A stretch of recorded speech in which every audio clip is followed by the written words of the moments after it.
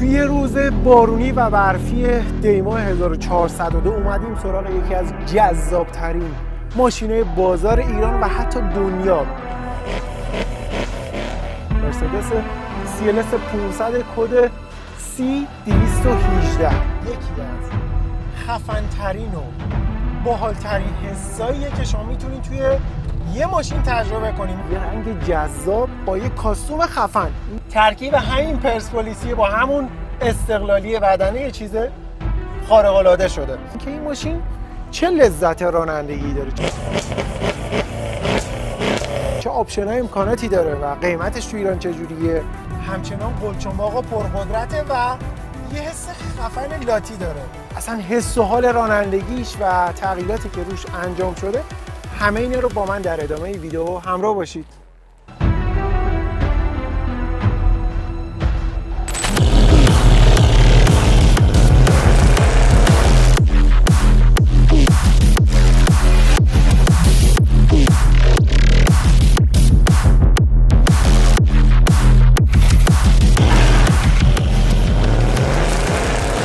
به حکم اینکه ادبیات غنی و پرباری ما توی ایران داریم و از دیرباز همیشه اهل تعریف و تمجیدهای عجیب غریب افسانه سرایی بودیم، برای بخش ماشین هم این قضیه صدق میکنه و القاب و عناوین خاصی رو برای خود رو در نظر گرفتیم، مثلا سلطان برای مرسدس اس کلاس، مثل حضرت والا حضرت برای لندکروز و LX 570، کوسه با واریایی برای اتاق شیش BMW و بچه کوسه برای مثلا Z4 و البته الهه زیبایی.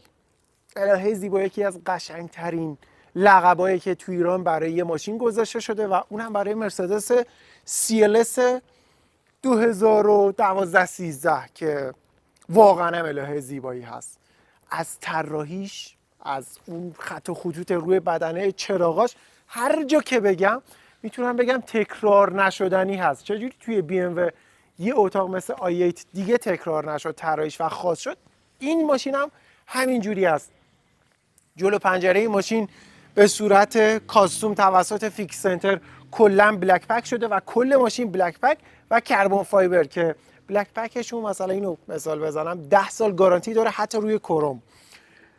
این لیپ سپر جلو کربن فایبر یه حس خفن اسپورت که ماشین به کف چسبیده داده و روی بغلا هم، روی رکابا، همینطور روی سپر عقب و حتی قسمت دیفیوزر اینقدر که طراحی ماشین جذابه. چراغ جلو دیلایتی که داره برای 10-12 سال پیش و کاپوت گنده و یغور ماشین از این قسمت با من اگه بشینین و نگاه کنین ببینید جلوی ماشین شبیه یه حیوان درنده اومده جلو آماده حمله هست و من کمتر ماشین بازی دیدم از CLS خوشش نیاد.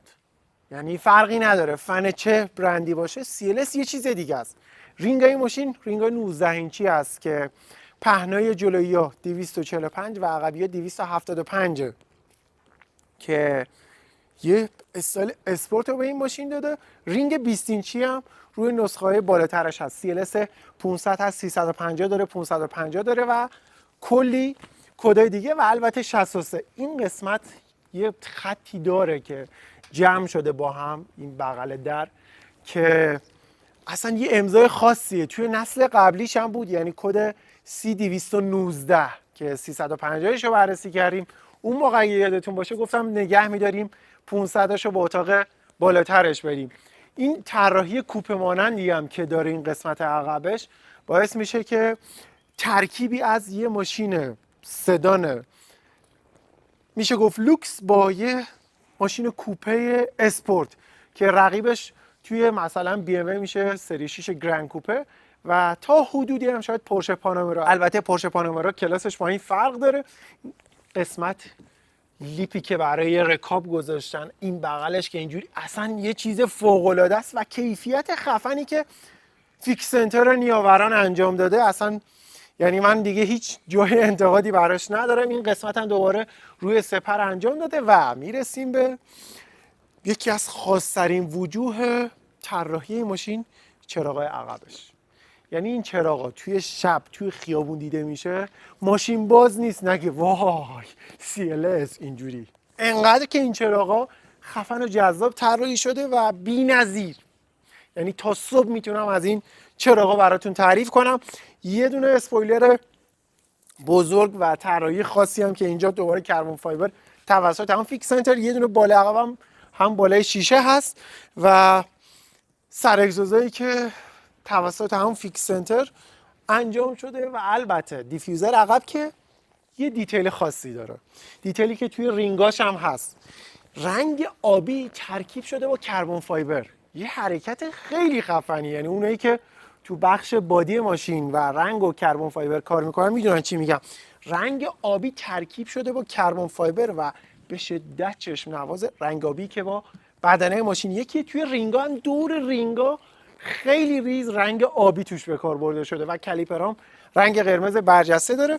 دوباره کرومکاریایی که این قسمت هست همشون بلک پک شدن و یه مشکی پیانویی با کیفیت که 10 سال هم گارانتی داره.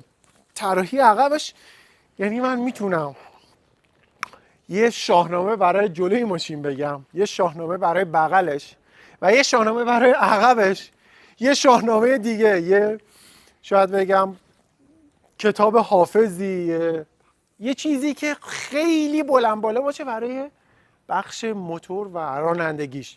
قسمت صندوق عقبش یه صندوق بزرگ به نسبت ابعاد ماشین و کلاس ماشین صندوقش بزرگه، ولی از طرفی ردیف عقبش یکم کوچیک‌تره که بهش میرسیم و صندوق عقبش برای این ماشین کاملا جواب پاسخگویه. بعد میتونین 2 تا جنازه توش بندازین و کارتون راه بندازین. وقتی میگیم CLS 500 خود به خود انتظار 8 سیلندر رو داریم و قلب تپنده این ماشین تپنده قشنگ، نه مثل ماشینای دیگه تپنده کوچولو. قلب تپنده این ماشین یه موتور 8 سیلندر 4700 سی سی توین توربو شارژ که 408 اسب بخار و 600 نیوتنمتر رو به وسیله گیربکس 7 سرعته اتوماتیک به چرخ‌های عقب منتقل میکنه. نسخه‌های 4 چرخش هم از فرماتیک بهشون میگم، ولی اکثر ماشینایی که تو ایران هستن CLS ها دیفرانسیل عقبن و این ماشین با وزن 1890 کیلویی اصلا قابل مهار نیست. یه جوری درستش کردن که شما نتونین راحت باش رانندگی کنین، مثلا ریسی برین و از این حرفا. یه نیش گاز بده عقبش در میاد.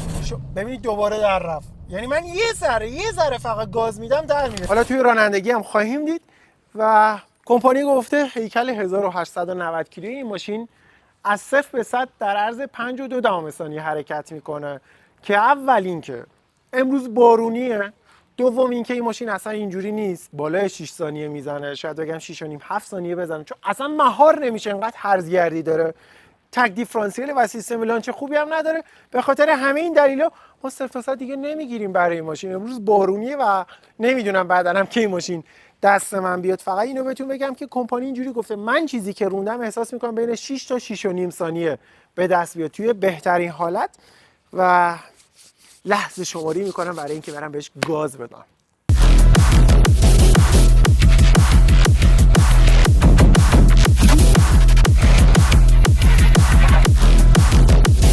در ماشین رو که آدم نگاه میکنه یه فیچر خفن به چشم میخوره، اونم فریملس بودنه. یعنی این قسمت فریم نداره و شیشه خالیه که خیلی جذابتر و اسپورتتر میشه. رو دریاب، کیفیت متریال تو درجه بالای خودش و کنترل صندلی و مموری سیت، دستگیره باحال و با کیفیتی که داره. رنگ قرمز و جذاب و کمیابش که توی ایران خیلی کمه و داخل موتور و فیکس سنتر اومده با همین رنگ صندلی ست کرده که خفن شده. یعنی رنگ قرمزش بی‌نظیره، اسپورت، ترکیب همین پرسپولیسی با همون استقلالی بدنه یه چیز خارق‌العاده شده. فرمون این ماشین هم عوض کردن که کربن فایبر یه تیکه قرمز کوچولو هم ست شده با ماشین و AMG فرمون دکمه‌اش لمسی همشون هم کار میکنن، کامل کار میکنه. شیفترهای پشت فرمون خیلی خفن هستن و خیلی خوش‌دست. دنده ماشین به صورت سفارش آمریکا هست، از پشت فرمون کنترل میشه، اینجا نیست این قسمت. سمت چپ کنترل چراغا و صفحه کیلومتر آنالوگ که عشق منه. سمت راست دور موتور، وسط کیلومتر شمار و سمت چپ هم بنزین و دمای آب که فوق‌العاده است. وسط سرعت شمارم یه قسمت دیجیتالی هست که میتونی اطلاعات ماشین رو کنترل کنی و یه سری آپشنا. وقتی حرف از ترکیب لاکچری و اسپورت بازی میگیم، قسمت ساعت مرسدس بنز، ساعت آنالوگش اینجا ما رو یاد اس کلاس میندازه. یعنی شما مرسدس اس کلاس رو دارین مثلا با ای 63 کلاس ای که ترکیب میشه و میشه CLS 500 یا 63. ساعت آنالوگش که به شدت جذاب و لوکسه، همه چی آنالوگش. ساعت من هیچ وقت از ساعت دیجیتال خوشم نیومده، حتی برای خودم استفاده کنم و اینجام دقیقا همون جوری هست. کرومکاریای ظریفی که دور دریچه کولر شده و دکمه بازی زیادی که این وسط، اصلا انقدر دکمه چیدن که دوست دارم بیشتری فقط این دکمه رو بزنم. گرم کن سرد کن صندلی رو داریم. صندلی توی 15-20 جهت تنظیم میشه، گودی کمر توی چندین جهت تنظیم میشه، بغلا تنظیم میشه، زیر زانو و کلی آپشن هم برای شاگرد و هم برای راننده. کولر دوال هست، پرده عقب برقی، حالت ایکو داره و سنسور پارکام اینجا خاموش میشن. دکمه تقریبا همشون پرن، یه دونه فقط خالی داره و این قسمت هم یه دونه شارژر فندکی و زیر سیگاری، یه دونه کاپ هولدر اینجا داریم، دوتا البته، و موس مانیتور که یه مانیتور کوچولو داره. موس هم میتونیم باش کنترل کنین. تنظیم ارتفاع ماشین داره، کمک ها تو حالت اسپورت، کامفورت و نرمال تنظیم میشن و البته یه حالت هم داریم برای موقعی که میخوایم ماشین موقتا بیاد بالا، از رو سرعتگیری چیزی رد میشین که این ماشین چون لیپ سپراش نصب شده خیلی براش حیاتیه. سه تا حالت رانندگی، اسپورت، ایکو و منوال هم داریم که یا همون منیو بعدا نگیم بعد گفتی برای حالت رانندگی هست. کنسول وسط هم که USB داره و سوکت 12 ولتی. استایل پشت صندلی فوق العاده خفن. آینه کوچیکن، آینه وسط بزرگ کامل دید داره، ولی آینه بغل روی بادی هم هستن. بهت میگه اصلا عقبو نگاه نکن، فقط گاز بده. آینه‌اش کوچیکه و سنسور نقطه کور داره. نایت ویژن داره این ماشین. یه سری هستن نایت ویژن دارن، رادار تصادف جلو ندارن، یه سریاشون رادار دارن نایت ویژن ندارن. اینا اینجوری برعکسن. معدودم پیش میاد که دوتاشو با هم داشته باشه که اکثرا دستکاری شدن وگرنه فابریک خیلی کم پیش میاد. این قسمت کلا پلاستیک پیانویی هست و سافت تاچ. سیستم صوتی آرمن کاردن. همین روزایی که بی تو گذشت کنار تو بودم و قصه رفتن تو یه روزی گرفت تمام وجودم و نمیدونم کجایی چه تلخه که من یه خاطره بودم و حرف نداره. یه بیس شیک قوی، نه هارت و پورتی، شفافیت محترمانه با کلاس، با پرستیژ، در حد ماشین و در حد سال تولیدش.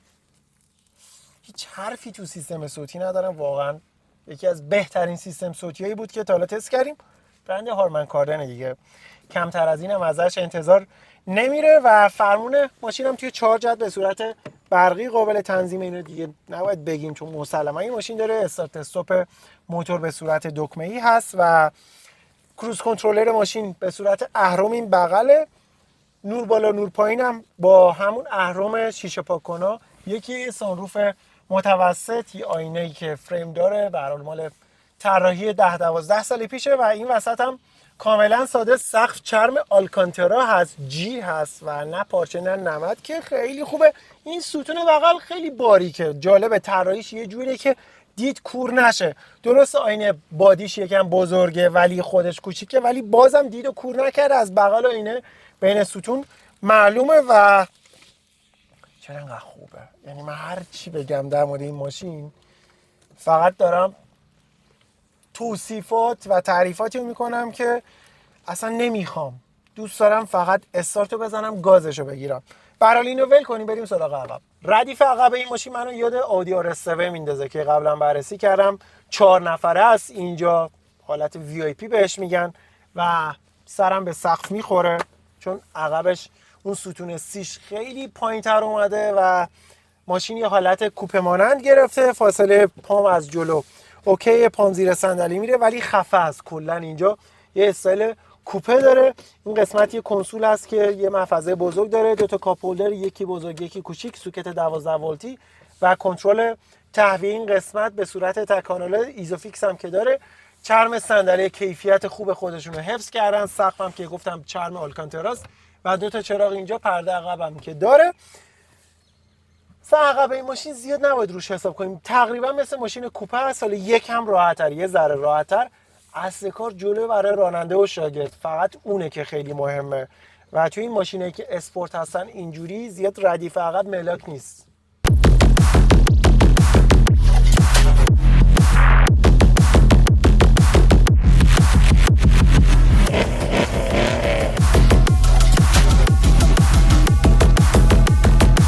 وقتی میشینیم پشت فرمون CLS 500 اولین چیزی که به شدت ترس میندازه تو دلتون اینه که پاتون رو تخته کنین روی گاز.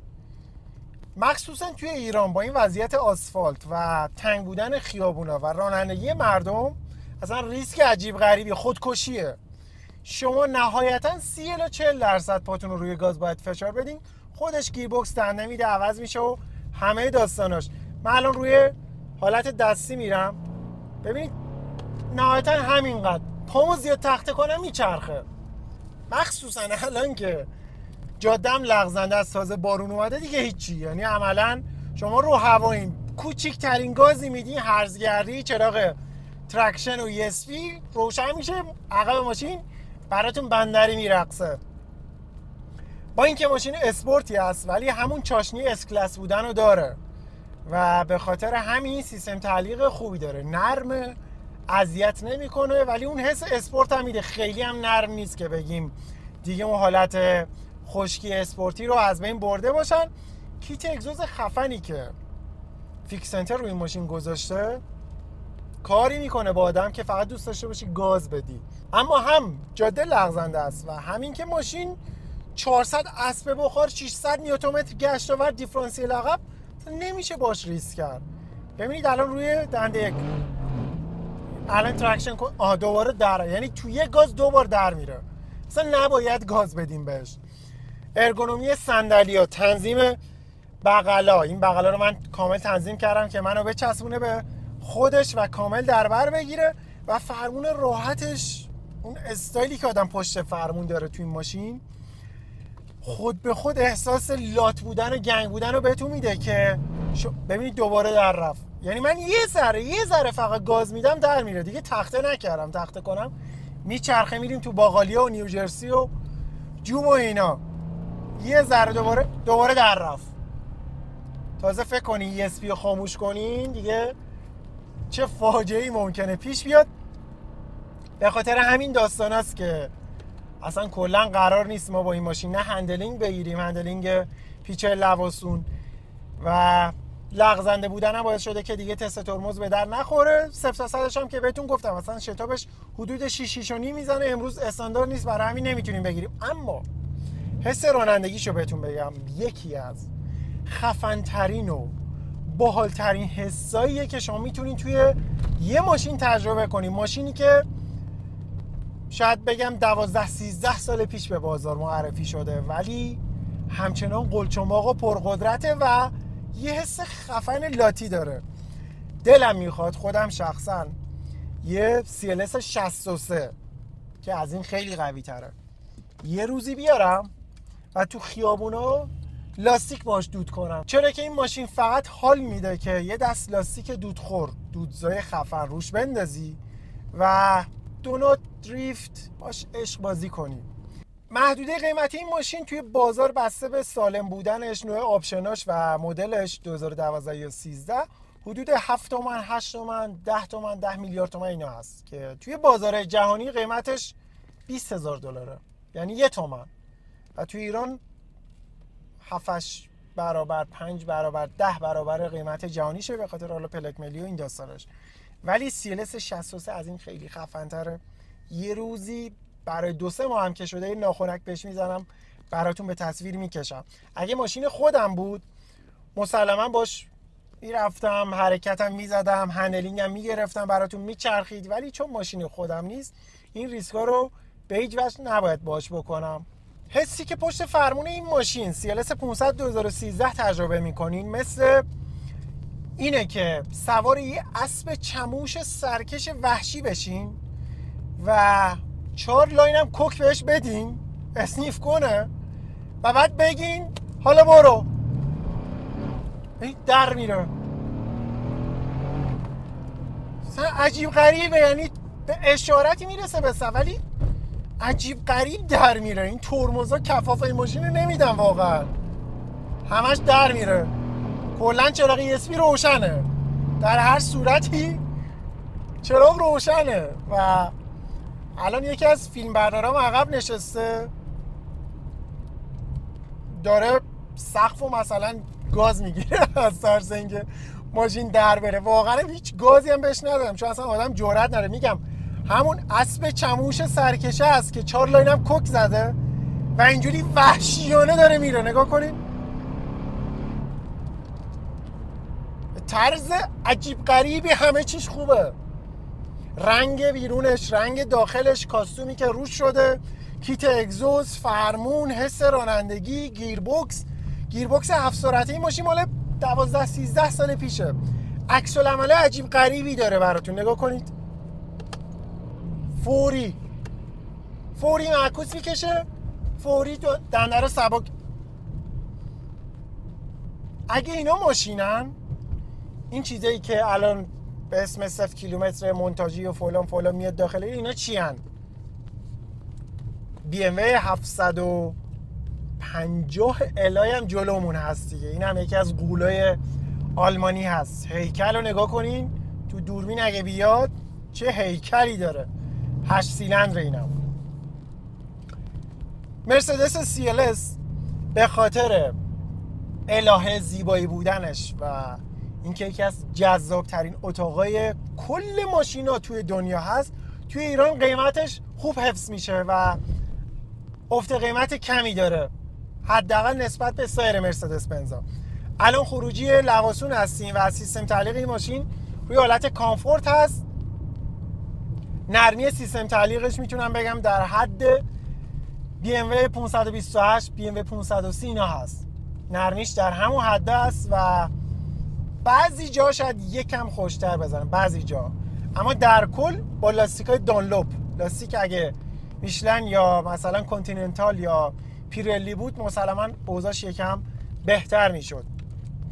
راحتی رانندگی با این ماشین تا جایی که پاتون رو روی گاز فشار ندادین خیلی خوبه. یعنی با 30% گاز میره جلو، در نمیره، همه چی اوکی. پاتون رو یکم بیشتر فشار بدین دیگه تمومه، دیگه خودتون نیستین. باید جا براتون باز کنم برای اینکه دونات بزنین، دریفت بزنین، ماشین در بره و دیرم خودشو پیدا میکنه موقعی که خیلی در بره. من اصلا این ریسکو باش نمی کنم. فقط امیدوارم هر کسی که مثل من آرزوشو داره یه CLS 500 یا 63 سوار بشه یه روزی سوار بشه و این حسی که من امروز تجربه کردم و به صورت ممتد روزها و شبها تجربه کنه و لذت ببره از زندگیش. این ماشین اون وراب قیمت آنچنانی نداره و خیلی جای تأسف داره که اینجا اینجوری شده و اوضاع به این بدی است. ببینید یه ذره گاز میدم، یه ذره، یعنی دور موتور نرسیده به 3 در میره. تا این حد حساس، تا این حد این ماشین وحشیه و بهتون قول میدم یه روزی 63 شو خودم میارم، گذرش میکنم میارم و اون موقع ببینین که چی کار میکنم باش. یکم شیشه رو بدیم پایین، یه ذره گاز باش بدیم، صدای توربوش هولی چجوری میپره بالا، اصلا عجیب غریب میپره. نگاه کنید کلا هم در میره، اصلا در نره نمیشه، باید در بره، اینجوریه. شتاب و اینجور چیزان براش پشمکه، یعنی شتابگیری، شتاب ثانویه 600 نیوتن گشت آوره. شتاب ثانویه‌اش عجیب غریبه. من واقعا جرئت ندارم اینجا بهش گاز بدم، ماشین خودم هم نیست. اگه ماشین خودم بود میگفتم خب اوکی خورد، ولی ببینید هیچ جای کم نمیاره. کشش سربالایی لشکرک اینا براش بازیه. ببینید چیز نمیدونم، واقعا یکی از حساییه که هر ماشین بازی باید یه بار تو زندگیش تجربهش کنه، یه چمایی داشته باشدش این ماشینو، انقدر که خفن و باحاله. جنبندی رو نمیخوام اصلا جنبندی کنم برای اینکه خودتون تصمیم بگیریم و نظر بدین که حستون در مورد این ماشین چی بود. چون واقعا ببین هر جا من کوچکترین گازی میدم در میره، اصلا نمیشه هیچ کاری کرد باش، انقدر که هیولا و قویه. امیدوارم شما قسمتتون بشه بخرینش، نه اینکه فقط برونین. تا یه ویدیو دیگه بدرود.